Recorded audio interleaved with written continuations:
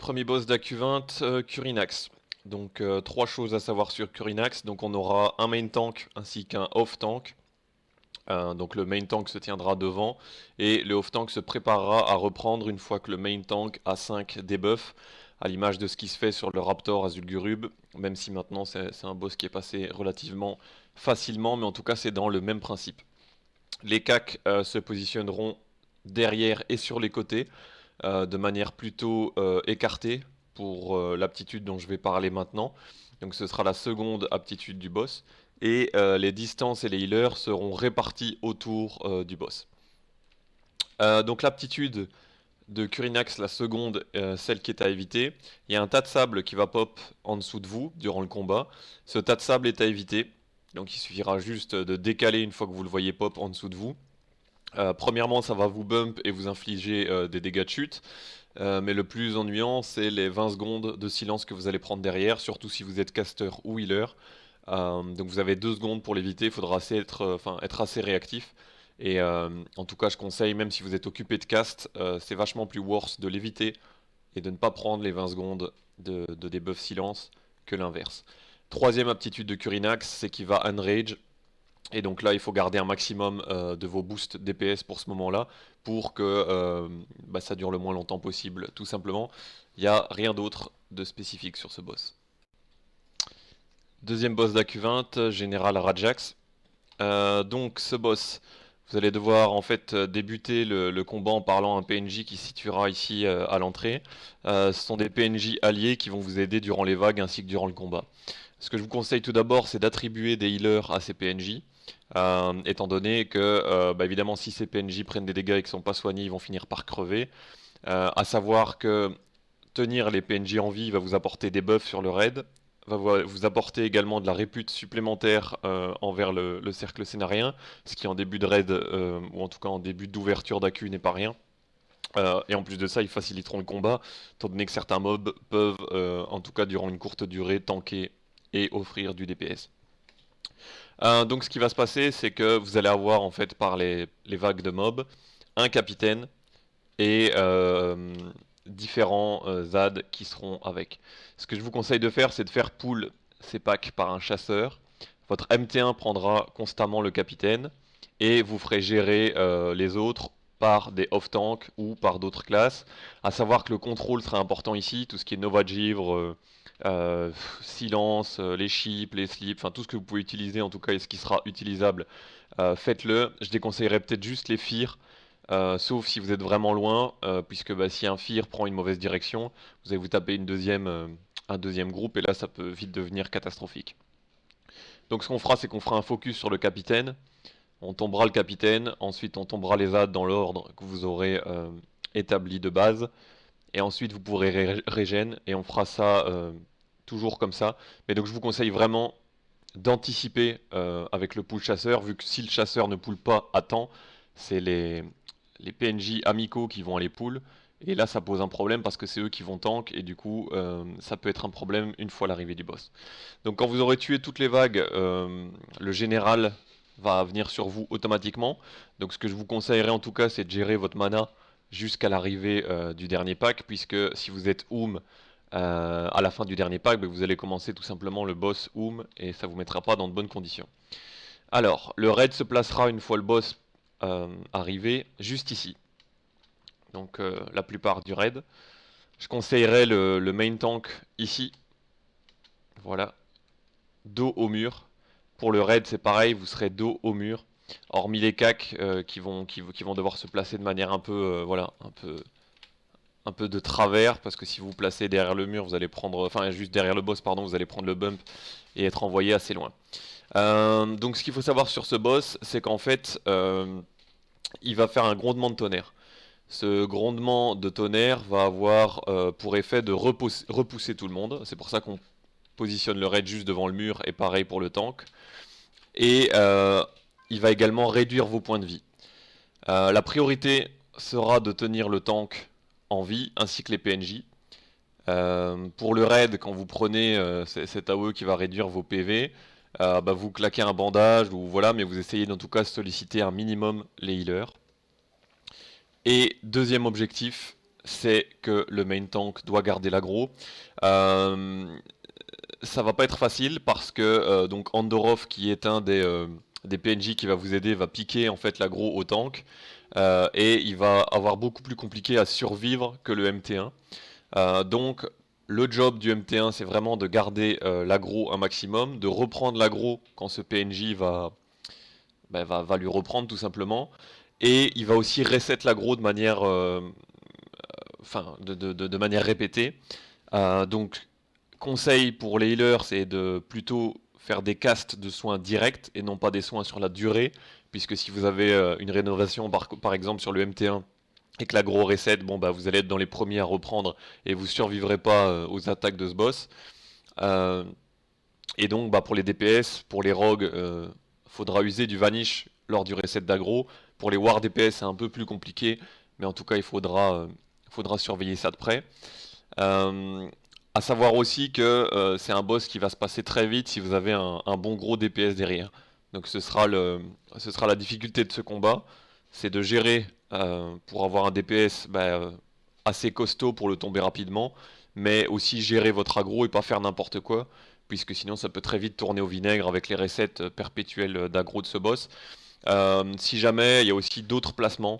Donc vous avez toute la salle pour en profiter, mais il y a également d'autres placements si vous voulez éloigner les distances du boss, histoire qu'en cas de reprise ou de reprise un peu pourrie, eh bien votre main tank ait le temps de réagir sur le temps que le boss rejoigne les groupes de distance. Donc voilà, rien d'autre à savoir sur ce boss. Donc je vous dis, maintenir les PNJ en vie vont vous aider, mais par contre il faudra absolument attribuer des minimum 1 healer par PNJ, parce que sinon ils finiront par crever au fur et à mesure des packs et des reprises d'aggro. Ok, donc Bourou. Donc Bourou sera tanké par votre MT, et ça va être assez particulier au niveau du combat. Donc à savoir qu'en phase 1, les dégâts classiques, hein, le dégât des DPS, va lui faire très très peu de dégâts tout simplement. Donc ce sera pas la meilleure technique pour le tomber. Et la technique en fait elle va se jouer avec les œufs. Donc dans un premier temps ce que je vous conseillerais c'est de tuer les ZAD qu'il y a autour sans toucher aux œufs, puisque dès que vous allez toucher un œuf, ça va ramener le boss sur le raid, en tout cas ça va lancer le combat. Donc nettoyer et faites de la place, c'est important. Et puis la technique elle va être assez simple. Vous devez assigner un groupe pour les œufs, voire deux groupes en fonction du DPS. Et ce qui va se passer, c'est que le boss va sélectionner en fait à un moment un joueur. Donc c'est pour ça que votre MT va être très peu sollicité, mais c'est quand même mieux de le préparer. Euh, donc le boss va cibler un joueur et lui courir après. Le job de ce joueur, c'est d'en fait de venir courir ici autour du lac. Et je précise sur le autour du lac, puisque à partir du moment où vous allez vous mettre au milieu, vous allez être ralenti par la flotte et ça va être très compliqué pour vous d'avancer. Euh, et pendant ce temps-là, le groupe assigné aux œufs doit tomber un des œufs et le mettre à 10% de vie. Une fois que l'œuf est à 10% de vie, vous signalez au joueur qui se fait poursuivre que c'est OK, vous faites passer le boss sur l'œuf, vous terminez l'œuf et ce qui va avoir pour objectif d'infliger en fait. L'œuf va exploser et va infliger des dégâts au boss, plus ou moins 7% de sa vie. Donc c'est important d'avoir un bon timing. En plus, l'explosion de cet œuf va en fait ralentir le boss. Donc à savoir qu'une fois qu'il va courir après le joueur, après 30 secondes, sa vitesse va être boostée. Et donc vous allez avoir globalement entre chaque phase d'œuf 30 secondes. Sinon il va accélérer, rattraper le joueur et il va vite fait le faire crever. Une fois que l'œuf aura explosé, il va cibler un autre joueur. Bon bah là, rebelote. Ce joueur court autour. Les personnes qui sont assignées à l'œuf le mettent à 10%. Signale au joueur qui court que c'est OK. Et on fait exploser l'œuf et ainsi de suite. Donc ça c'est pour la phase 1. Pour la phase 2, ce que je vous conseille en tout cas, c'est de laisser, ou en tout cas d'essayer de laisser le boss à 21% avant le dernier œuf, puisque la phase 2 va passer en dessous des 20%, ce qui vous permettra de lui infliger 7% de dégâts supplémentaires avec l'œuf. Et donc si vous avez un bon timing, vous allez gagner déjà 7% de dégâts, ce qui est non négligeable. Donc ce que vous faites, c'est que une fois 21%, vous stoppez tout DPS dessus, Vous attendez qu'un œuf soit à 10%, vous venez mettre le boss sur l'œuf et vous le faites passer en P2. Une fois que le boss passe en P2, il sera sensible aux dégâts classiques, donc le raid pourra prendre le DPS dessus. Et là, l'objectif numéro 1, ça va être de le descendre le plus rapidement possible. Alors, il va faire pop 3 mobs élites, il faudra les contrôler, un maximum. Pas de focus sur ces mobs, il faudra juste les contrôler, rien de plus. Et il faudra vraiment foutre la pâtée à ce boss, euh, pour la simple et bonne raison qu'en fait, il va mettre un dot sur le raid, et ce dot sera à un moment donné insoignable. Donc en fait, plus le temps va passer, plus ce dot va faire mal, il va descendre tout le raid, et pour les healers, ce sera plus possible de tous vous tenir en vie. Le seul moyen de contrer ça, c'est de tomber le boss le plus rapidement possible et de le fumer. Une fois que le boss est tombé, bah, du coup, vous pouvez vous occuper des 3 mobs élites et le combat sera terminé. Donc ça va demander de la synchronisation. Ça va demander de la part du Red Lead une bonne préparation pour le focus des œufs, donc avec des signes, TDM, croix, machin. Et à partir du moment où la synchro est bonne et que le DPS va suivre, c'est un boss qui devrait se passer relativement bien. Alors, Moam. Donc pour Moam, potentiellement, vous avez le choix entre deux techniques. Je pense qu'on partira plutôt sur la technique numéro 1, surtout avec l'évolution du DPS entre Wovania et SK WoW classique aujourd'hui. Donc en gros, Moam a deux formes, sa forme classique, vous voyez ici, ainsi que sa forme de pierre. Sa forme de pierre, il va la choper après 1 minute 30, et ça va le rendre en fait, enfin ça va lui booster son armure et augmenter sa régénération de PV et de mana. Euh, Ce boss, il faudra lui drainer sa mana de manière continue, c'est important. Pourquoi? Parce que dès qu'il va atteindre 100% de mana, il va lancer une explosion des arcanes, et généralement ce sera synonyme de wipe pour bon nombre de raids tout simplement. Donc si vous avez des popos de résistance contre les arcanes, c'est bienvenu. Et il faudra vraiment veiller à pomper la mana un maximum. Donc le MT, nous tant que ça de manière plutôt classique. Personne devant sauf le MT, étant donné qu'il va lancer des cleaves en forme d'arc de cercle devant lui. Et la technique numéro 1, en fait, elle consiste simplement à dégommer le boss en moins d'1 minute 30, ce qui va éviter beaucoup de complications, vu que ça va éviter sa forme de pierre, puisque lorsqu'il va se mettre en forme de pierre, il va également invoquer 3 ZAD, ou vous les descendez, ou vous effectuez des bans dessus, ce qui dépendra fortement de votre compo. Étant donné que si vous n'avez pas de quoi ban les 3, ça va rendre ça compliqué. Mais je pense que du coup, la meilleure technique sera de le descendre en 1 minute 30 et de le rush DPS. Je pense que ce sera le créneau de plus de 80% des guildes. Donc dans le cas où vous n'arrivez pas à le descendre avancer 1 minute 30, vous avez un pop de 3 ZAD.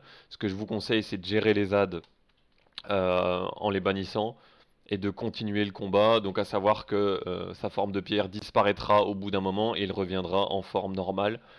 Euh, voilà en quoi consiste le combat. Toujours vraiment cette mana sera importante. Veiller à drain de mana continu. Et en tout cas pour la personne qui sera assignée au drain de mana, ce sera plus important que son DPS.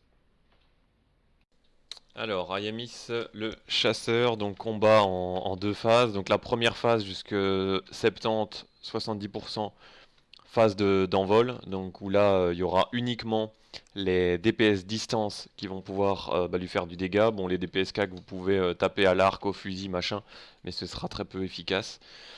Donc déjà en phase d'envol, ce qui va se passer, c'est que le boss va mettre un dot de poison sur la personne qui sera au top aggro. Veillez à ce que ce ne soit pas toujours le même joueur qui prenne ce dot, sinon ça peut très très vite faire mal. Euh, donc voilà, n'hésitez pas à utiliser en tout cas les techniques de vos classes pour essayer de réduire cet aggro ou en tout cas permettre certains switches. Les cacs seront placés, enfin donc les distances seront placées sur la croix, les cacs vous serez placés sur la tête de mort. Les cacs, votre job principal c'est que le boss va sélectionner un joueur qui va être sacrifié sur son hôtel juste là. Et votre job en fait c'est que une fois que le joueur va être mis en sacrifice, il y a une larve qui va pop.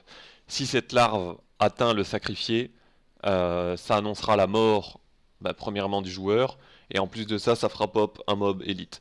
Donc votre objectif, c'est que dès que cette larve pop, ce sera focus instant dessus. Donc ça, ce sera votre job, jusqu'en tout cas la phase 2. En phase 2, le boss redescend, le main tank reprend le boss et le positionne juste ici entre les deux, donc entre la TDM et la croix. Vous laissez bien le temps au MT1 de monter son aggro. Et vous pouvez lancer le DPS en tout cas pour les CAC vu que le boss sera descendu. Par contre au niveau de la larve et du sacrifié ça ne change pas. Donc le boss va sélectionner une personne à sacrifier. Il faudra toujours mettre la priorité sur la larve. Une fois que la larve est tombée, que le joueur libéré, vous reprenez le DPS sur le boss. Attention que ce boss va infliger quand même quelques dégâts de nature. Donc je conseillerais en tout cas d'avoir un MT1 avec un certain stuff RN. Dans le cas où votre tank n'a pas de stuff RN, prévoyez au moins un off-tank qui pourra reprendre si jamais il y a mort du MT1. Dernier boss à Q20, Osirian. Donc Osirian, il y aura plusieurs mécaniques à gérer.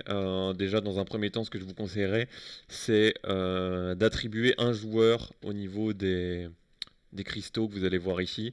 Donc généralement on va attribuer non pas un tank, non pas un healer, mais peut-être en tout cas un des DPS les moins puissants, j'ai envie de dire. Voilà. Ce joueur devra rester sur sa monture, de préférence une monture 100%.